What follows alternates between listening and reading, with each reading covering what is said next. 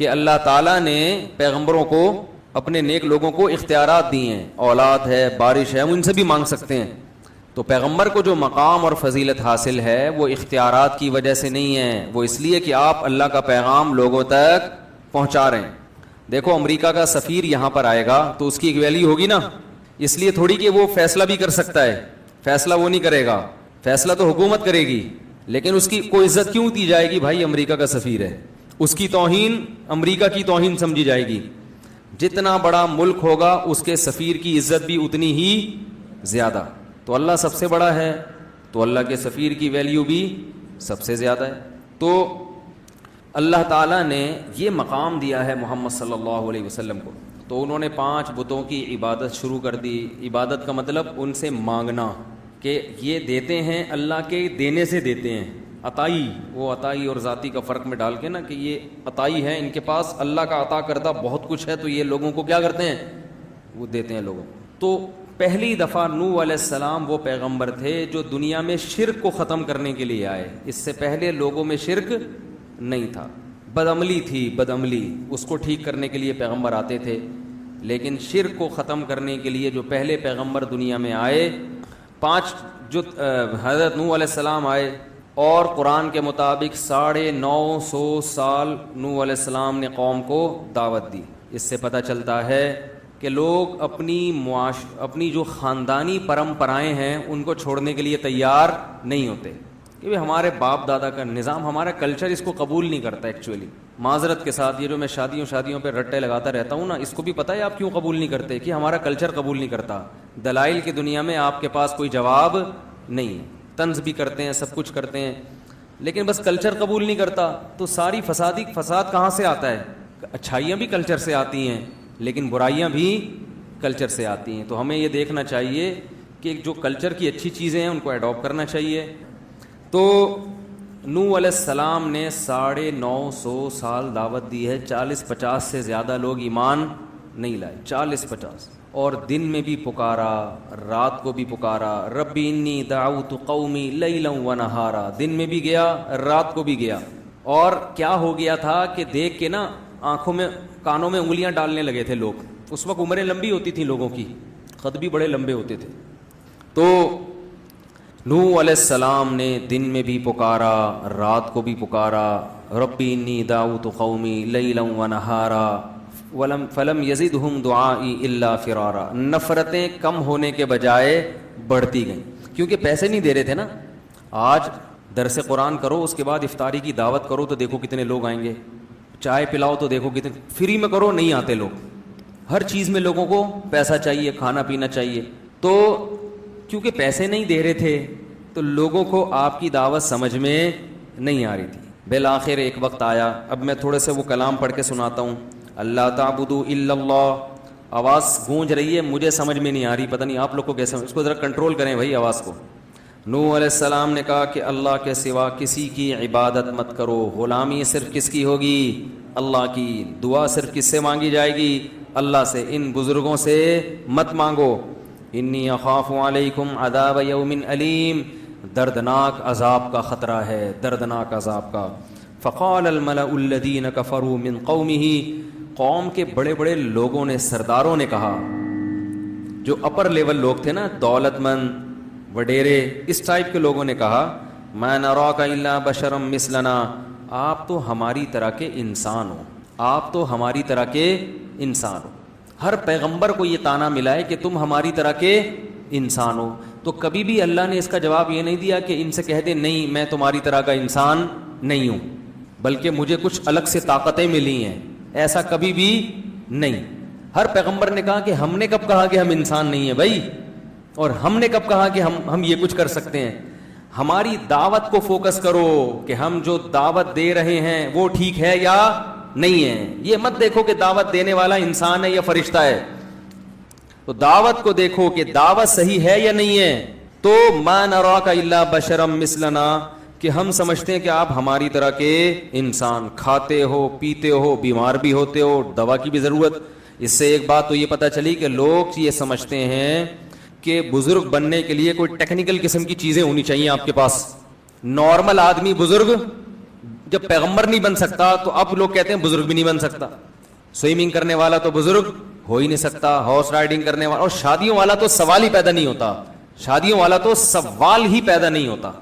تو یہ سب چیزیں کیا بنا لی ہیں لوگوں نے, ٹماٹر خریدتے ہوئے پکڑا گیا بزرگ نہیں ہو سکتا, انڈے لا رہا ہے, گھر سے جھاڑ پڑ رہی ہے, میاں بیوی میں جھگڑا ہو رہا ہے, تو جھگڑا کیوں ہو گیا, یہ بزرگ ہیں ان کے ہاں تو جھگڑا نہیں ہوتا. بھائی سب کے ہاں سب کچھ ہوتا ہے, جب نارمل زندگی گزرے گی تو جھگڑے بھی ہوں گے, محبتیں بھی ہوں گی, کٹی بھی ہوں گے, دوستی بھی ہوں گے, سب کچھ ہوتا ہے, کیونکہ انسان ہے نا. آپ کے جذبات کبھی مجروح, طلاقیں بھی ہوتی ہیں اور دوستیاں بھی ہوتی ہیں. ہاں یہ ان کے ہاں مشکل ہوتا ہے, عام لوگوں کے ہاں آسان ہو جاتا ہے کیونکہ یہ جذبات پہ کنٹرول کرتے ہیں, لیکن سب کچھ سب کے ہاں ہوتا ہے. بیمار بھی ہوتے ہیں, تکلیف بھی ہوتی ہے, اور تکلیف میں ہائے ہوئے بھی کرتے ہیں. تو نوح علیہ الصلوۃ والسلام نے سمجھایا تو قوم کیا کہتی ہیں, ما نراک. ہاں تو میں بتا رہا تھا پیغمبر بھی بشر ہوتے تھے. مالی ھذا الرسول یاکل الطعام ویمشی فی الاسواق. نبی کو پتہ ہے کیا تانے دیتے تھے مشرکین, یہ کیسا, یہ تو سید الانبیاء ہے, یہ تو تمام پیغمبروں کا سردار ہے. یاکل الطعام, یہ تو کھانا بھی کھاتا ہے, ویمشی فی الاسواق, یہ تو بازار میں خریداری بھی کرتے ہیں.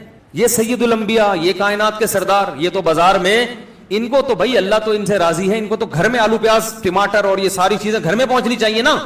یہ تو اللہ سے دعا مانگے ایک دم سب کچھ آ جائے گھر میں. یہ پیغمبر ہو کے بازار میں خریداری کر رہے ہیں. لولا انزل الیہ کنز, آسمان سے خزانے کیوں نہیں اترتے ان کے اوپر.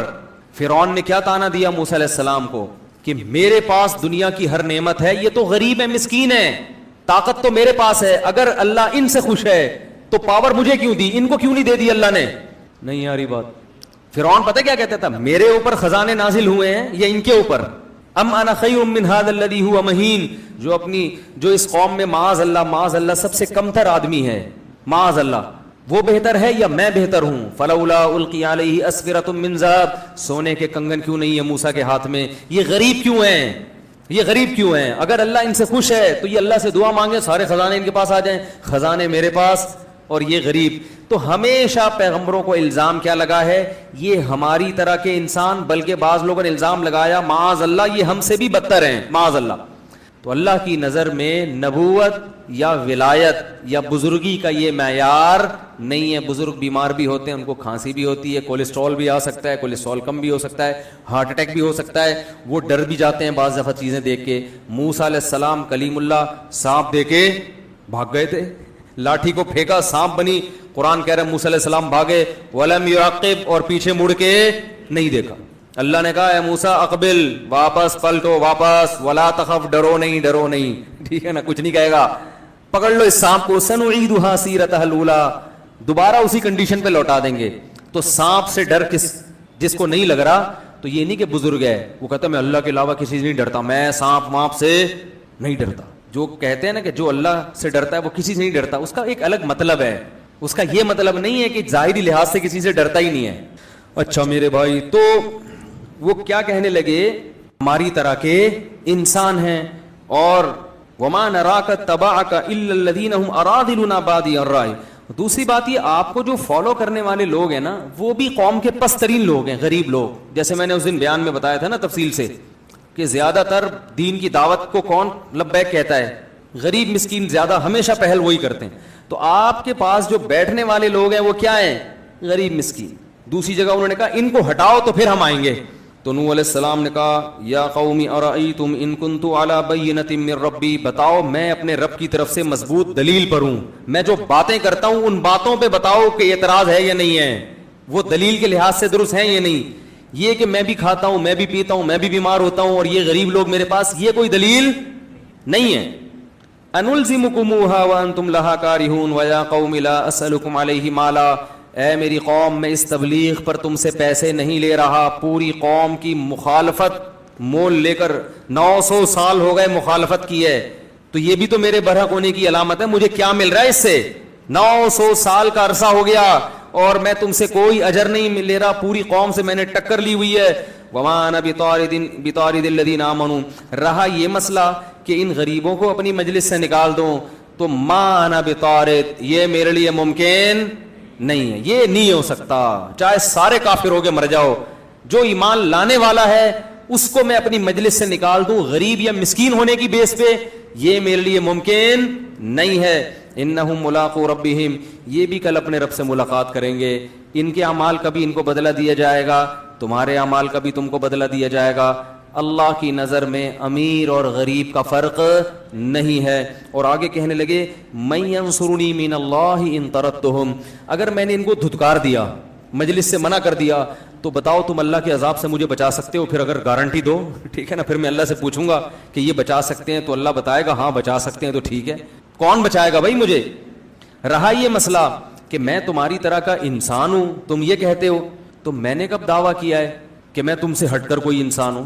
میں نے یہ دعویٰ, بولو بھائی, کیا ہی نہیں ہے. ولا اقول لکم عندی خزائن اللہ, میں یہ دعویٰ نہیں کرتا کہ میرے پاس اللہ کے خزانے ہیں, نہیں ہے میرے پاس خزانے. ولا اعلم الغیب, اور نہ میں غیب کی خبریں جانتا ہوں. ولا اقول انی ملک, نہ میں نے یہ دعویٰ کیا کہ میں فرشتہ ہوں. ولا اقول للذین تزدری اعینکم لن یؤتیہم اللہ خیرا, اور جن لوگوں کو تم ذلیل سمجھ رہے ہو, ان غریبوں کو, ان کے بارے میں کبھی یہ دعویٰ ہی نہیں کرتا کہ اللہ ان کو جنت میں داخل نہیں کرے گا, یا یہ واقعی ذلیل لوگ ہیں. یہ تو تمہاری رائے ہے, میں اس رائے سے متفق نہیں ہوں. تو میں جو دعویٰ کر رہا ہوں نا, اس پہ کوئی اعتراض کرو. جو دعوے میں نے کیے ہی نہیں ہیں وہ میرے مقابلے میں کیوں پیش کر رہے ہو بھائی؟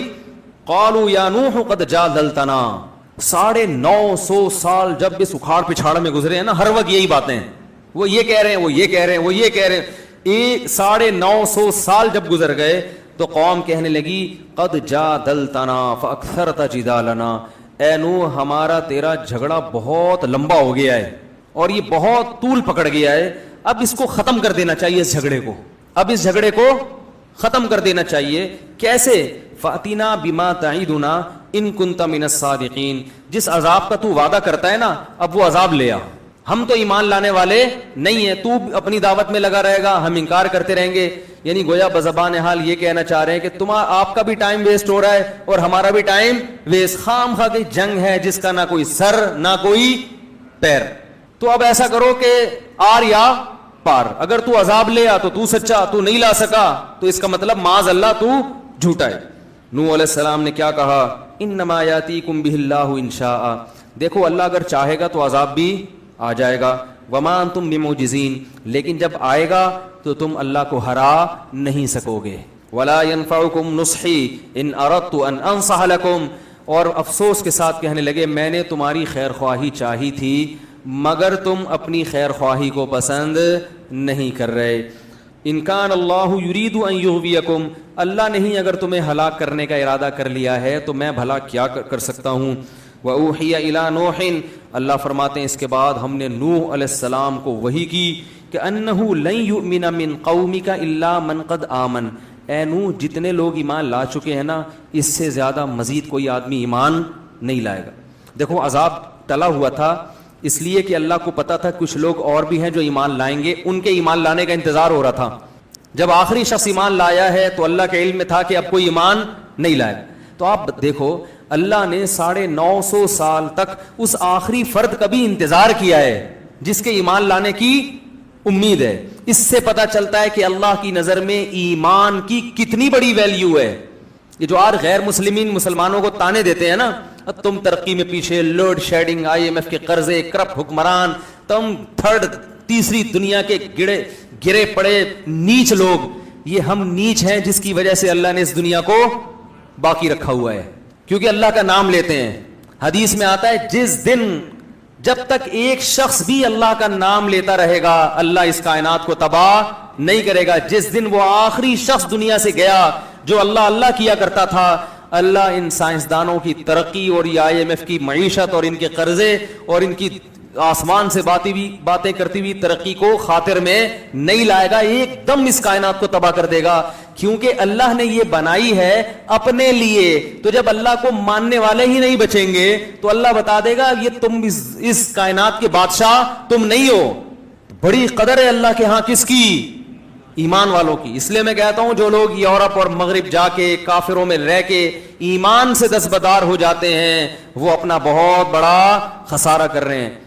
قرآن میں جگہ جگہ اللہ نے کہا لا یغررک تقلب الذین کفروا فی البلاد, غیر مسلموں کی ترقی دیکھ کر متاثر مت ہو. ایک جگہ تھوڑی ہے قرآن میں, جگہ جگہ ہے.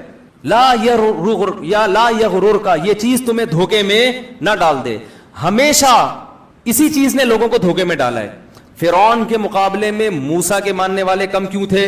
ترقی کس کے پاس تھی؟ فرعون کی. حکومت کس کے پاس تھی؟ پالیسیاں کون بناتا تھا؟ فرعون. لوگ کہتے تھے یار یہ تو اپنی جان بچاتے پھر رہے ہیں. پاور کس کے پاس ہے؟ فرعون کے. تو زیادہ پلڑا کس کی طرف تھا؟ فرعون. قارون کے ماننے والے بولو نا زیادہ. اسی طرح آج بھی یہی ہے دنیا میں ہمیشہ. اور اللہ نے کیا فرمایا ایک اور جگہ پہ سورہ زخرف میں؟ فرمایا کہ اگر ہمیں یہ خطرہ نہ ہوتا کہ ایمان والے سارے ہی کافر نہ ہو جائیں تو ہم کافروں کو اس سے بھی زیادہ نوازتے جتنا ہم نے اب نوازا ہوا ہے. وَلَوْلَا أَن يَكُونَ النَّاسُ أُمَّةً وَاحِدَةً سورہ زخرف دیکھیں کہ اگر یہ خطرہ نہ ہوتا کہ یہ جتنے مسلمان ہیں سارے کافر ہو جائیں گے، یعنی بڑی آزمائش میں پڑ جائیں گے، تو پھر ہم کیا کرتے؟ لَجَعَلْنَا لِمَن يَكْفُرُ بِالرَّحْمَنِ، جو لوگ رحمان کا انکار کرتے ہیں، اللہ کو نہیں مانتے، اللہ کی نہیں مانتے، تو ہم کیا کرتے؟ لِبُيُوتِهِمْ سُقُفًا مِّن فِضَّةٍ، ان کے گھروں کی چھتیں چاندی کی ہوتی. لِبُيُوتِهِمْ سُقُفًا مِّن فِضَّةٍ وَمَعَارِجَ عَلَيْهَا يَظْهَرُونَ، ان کے گھروں کی سیڑھیاں چاندی کی ہوتی. وَزُخْرُفًا، کسی کی چاندی کی اور کسی کی سونے کی ہوتی. اور کیا؟ لِبُيُوتِهِمْ سُقُفًا مِّن فِضَّةٍ وَمَعَارِجَ عَلَيْهَا يَظْهَرُونَ وَلِبُيُوتِهِمْ أَبْوَابًا، ان کے گھروں کے دروازے سونے اور چاندی کے ہوتے. اتنی دولت دیتے مگر پھر آزمائش مسلمانوں کے لیے. اور پھر تو اور نیک لوگوں کو تانے ملتے، ابے تمہارے پاس ہے کیا؟ ابے تمہارے تو پلاسٹک کے لوٹے تمہارے ٹوٹے ہوئے ہوتے ہیں، تمہارے یہاں تو پانی کا انتظام نہیں ہے. اگر یہ اسلام برحق دین ہوتا تو مسلمان اتنا دنیا میں پٹتے کیوں؟ ساری ترقی تو وہ لے گئے، تم کیا کر رہے ہو؟ اتنے تانے ملتے کہ یہ جو تھوڑے بہت لوڈ شیڈنگ کے ستائے ہوئے لوگ اور کرپٹ حکمرانوں کے ستائے ہوئے لوگ یہ اور زیادہ ایمان سے دور ہو جاتے. تو اللہ کرواتے ہیں کہ ابھی اتنا نہیں دیا جتنا ہم دینا چاہتے تھے. وجہ کیا ہے؟ کہ ان کے لیے آخرت میں کچھ بھی نہیں ہے، کیونکہ اللہ کو نہیں مانتے. آخرت میں کچھ نہیں ہے ان کے لیے. اس کی مثال بالکل ایسے ہے کہ ایک باپ کے دو بیٹے ہوں، ایک فرما بردار اور ایک نافرمان. باپ کی اربوں خربوں کی جائیداد ہے، اربوں خربوں کی جائیداد ہے باپ کی. لیکن باپ کیا کر رہا ہے کہ ایک بیٹا جو نہیں مانتا اس کو پیسے دیتا ہے جیب خرچی، اور جو بیٹا مان کے چلتا ہے اس کو زیادہ لفٹ نہیں کراتا، اس کو صرف گٹکے کے 5 روپے 20 روپے یہ پکڑا دیا، سگریٹ اور رکشے کا کرایہ دے دیا، اس سے زیادہ نہیں. اب کوئی محلے والا آئے بولے یار یہ آپ کی مانتا نہیں ہے، اس کو تو آپ جیب خرچی دے رہے ہو اور وہ کچھ بھی نہیں مانتا، وہ آپ کی اتنی فرما برداری کرتا ہے. تو باپ جواب میں کہتا ہے بھائی پوری پراپرٹی اس کے نام کر چکا ہوں میں، اس کے لیے کچھ بھی نہیں چھوڑا، تو بس اس کو تھوڑا بہت دے رہا ہوں. اس کو اس لیے نہیں دے رہا کہ میرے مرنے کے بعد ساری پراپرٹی کس کی ہے؟ اس کی، اس کو تو آگ کر چکا ہوں میں.